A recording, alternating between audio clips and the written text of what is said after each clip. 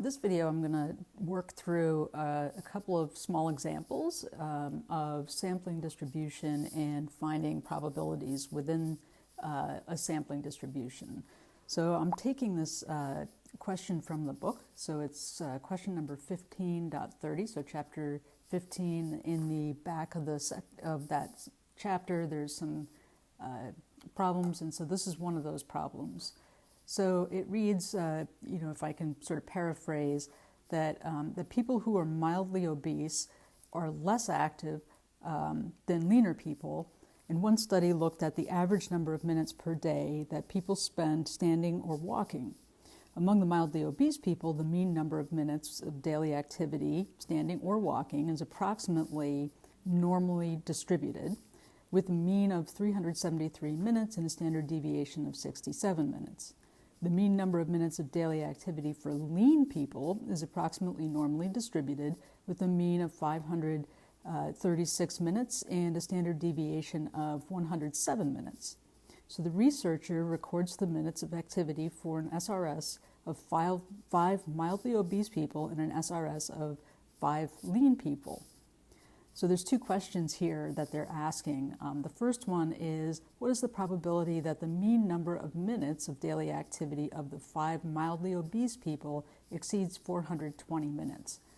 The second one asks the same question, but of the lean people, 5 lean people, whether, what is the probability that that mean will exceed 420 minutes? So I'm going to work these two separately, but I want to just kind of lay out some of the facts here. So if we read through this problem, you can see that there's some clues in here that are probably worth pointing out. So one is, I don't know if I have a highlighter here. It doesn't look like I can do a highlighter, but one is we're talking about two different curves. The first one is the lean, the mildly obese. And the second one is the lean group. Excuse my handwriting. So we have two different groups. So they're both, after reading this, we found they both are normally distributed. So I can draw a normal curve for each of these. And actually I'm actually gonna do the lean in a slightly different color, just so that we can compare and contrast. So I'll do the lean, the obese in red, and I'll do the lean in blue, so that they're distinctly different. Whoops, that width is not going to work for us. So lean is here. So for the mildly obese,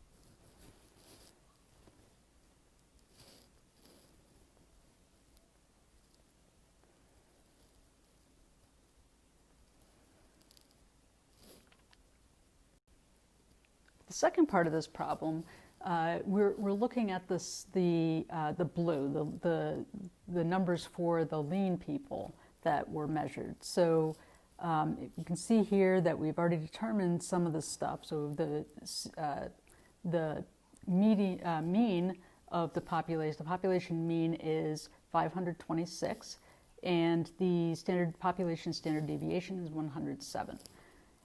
So I know this is a normal curve, so I'm going to just draw it out, and I know that my mean is 526.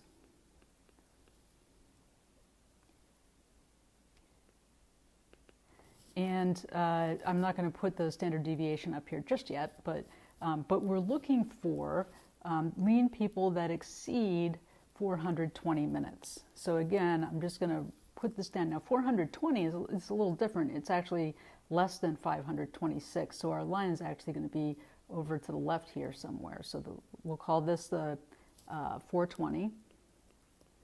And we're looking for all of this. here. It exceeds 420. Now, we can rewrite this problem, or we can do some shorthand for this problem. So we're being asked, or we're given that x bar has a normal distribution with a mean of 526 and a standard deviation of, again, the sigma over the square root of n, because this is a sampling distribution. So that would be 107 divided by the square root of 5, because our sample size was 5. So if we do the math on this, just to kind of get that part out of the way, we get, I believe, we can rewrite this as a normal curve, 526. That doesn't change.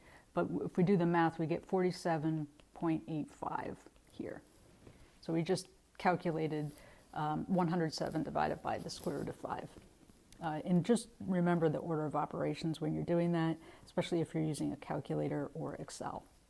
So I know this, and then the question that's being asked is, what is the probability that this sampling mean will fall, the average will fall, and I'm going to say x sub lean here, and so the sampling mean will be greater than 420.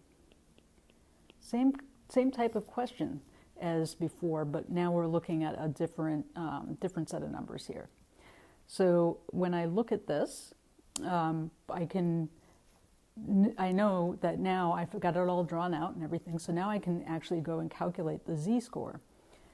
So the z-score, and I actually just want to highlight that this 47.85 is coming from that formula up here in green that we had. So just to make sure that everyone's perfectly clear on what's being done here. So now I can actually go and calculate my z-score. So I'll do that.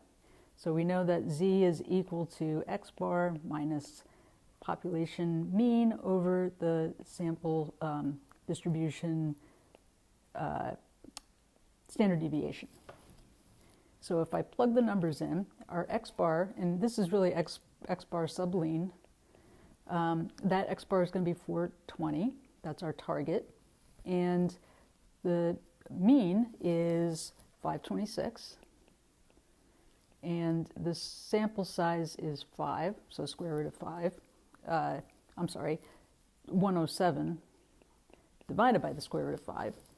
And if you do the math here, you should get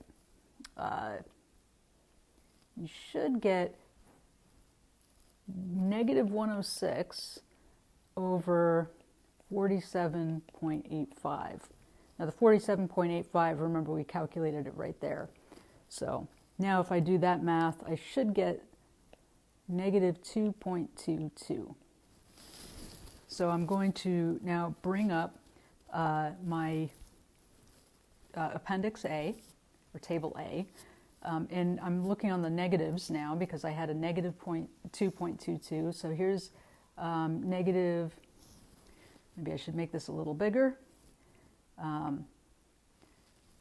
So here's the negative 2.2 right here, and I'm going to go over to the column that has 0.02. So negative 2.22 is this number here, which is 0.132. I'm sorry, 0.0132.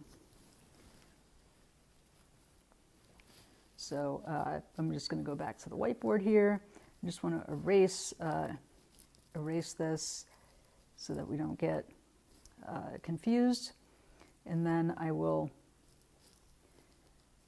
go back to our regular pen.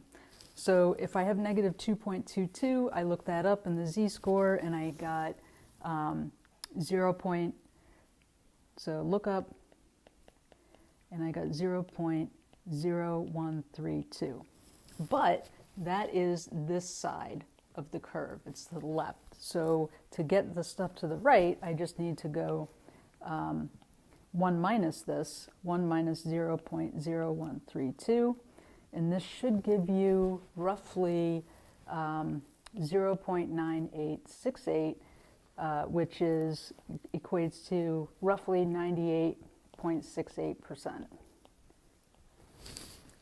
And so that is the percentage of, or the probability, there's a 98.68% chance that if you took a sample of 5 from this population, that you would get a mean of 420 or greater. And that problem worked out for you.